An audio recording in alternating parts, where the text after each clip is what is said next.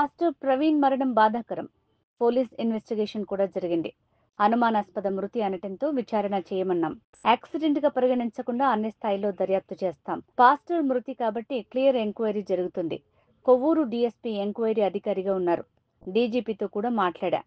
ప్రభుత్వం నుంచి ఎలాంటి విచారణకైనా సిద్ధంగా ఉన్నామని హోంమంత్రి అనిత అన్నారు. అందరికీ నమస్కారం అండి.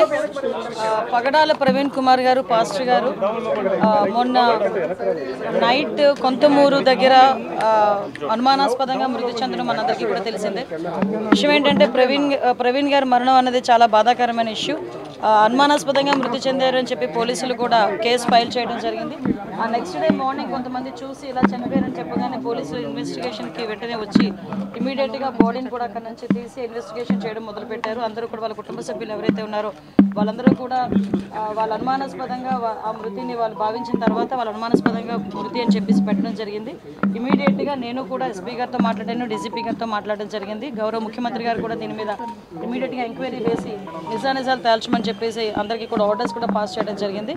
ఎక్కడ కూడా ఎటువంటి ఇబ్బంది లేకుండా పారదర్శకంగా దర్యాప్తు కొనసాగిస్తున్నాం. ఆల్రెడీ పోస్ట్ మార్టం కూడా ఈరోజు రాజమండ్రి అక్కడ జరుగుతుంది, రాజమండ్రిలో జరుగుతుంది పోస్ట్ మార్టం కూడా.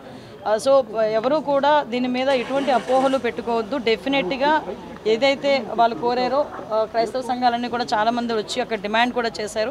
డెఫినెట్గా అన్ని కోణాల నుంచి కూడా దాన్ని మేము యాక్సిడెంట్గానే పరిగణించట్లేదు. అలాగే అన్ని కోణాల నుంచి కూడా దర్యాప్తు కొనసాగిస్తాము. నియర్ బై ఉన్న సీసీ క్యామ్స్ అన్నింటినీ కూడా పోలీసుల ఫుటేజ్ కూడా తీసుకుంటున్నారు. అదేవిధంగా టవర్ డంప్ని తీసుకుంటారు, సీడియాస్ ఆ నియర్ బై ఉన్న సీడియాస్ని అవన్నీ కూడా తీసుకుంటున్నారు. అన్ని కోణాల్లోని కూడా ఎంక్వైరీ చేస్తున్నాం. ఒక టీంను కూడా దీనికి డిప్లాయ్ చేయడం జరిగింది. దీని మీద దయచేసి నేను ఏం చెప్తున్నానంటే ఇది మతపరమైన ఇష్యూ. దీని మేము చేసే పని డెఫినెట్గా చాలా ట్రాన్స్పరెంట్గా చేస్తున్నాం. దీని మీద ఎటువంటి అపోహలు పెట్టుకోవద్దని మనస్ఫూర్తిగా నేను తెలియజేస్తున్నానండి. దీని మీద ఎటువంటి రాజకీయాలు కూడా దీని మీద పని చేయకూడదని నేను కోరుకుంటున్నాను. ఎందుకంటే ఇది ఒక పాస్టర్ గారి తాలూకా మృతికి సంబంధించిన ఇష్యూ. దీన్ని మేము చాలా క్లారిటీగా క్లియర్గా దీన్ని ఎంక్వైరీ చేయడానికి కూడా మేము సిద్ధపడ్డాం. ఒక కమిటీని కూడా మేము ఫామ్ చేయడం జరిగింది.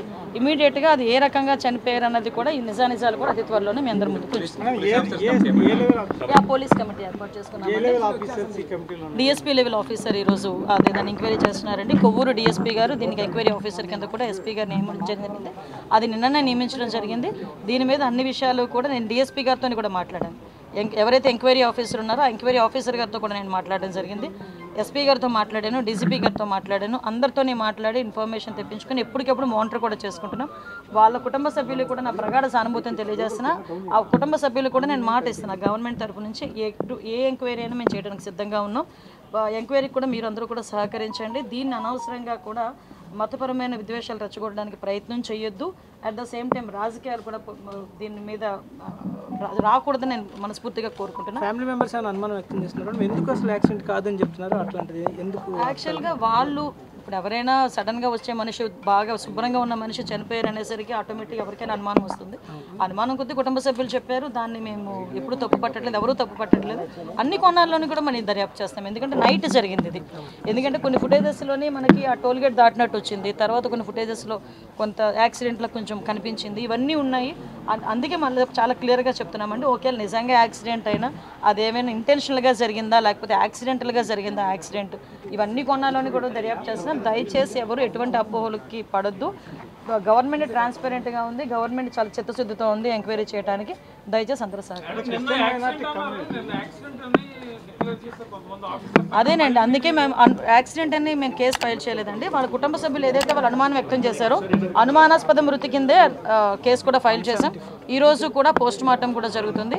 ఎవరైతే వాళ్ళ కుటుంబ సభ్యులు ఏదైతే కావాలని అంటే మాకు ఈ ఎంక్వైరీ కావాలని కోరుకుంటున్నారో ఆ ఎంక్వైరీ చేయడానికి కూడా ఈరోజు గవర్నమెంట్ సిద్ధంగా ఉంది. అభద్రతా భావం గురవడానికి ఎటువంటి స్కోప్ లేదండి. ఎందుకంటే నేను చెప్తున్నా ఈరోజు అన్ని వర్గాల వారిని, అన్ని కులాల వారిని, అన్ని మతాల వారిని కూడా సమానంగా చూసే గవర్నమెంట్ అండ్ ఈ గవర్నమెంట్.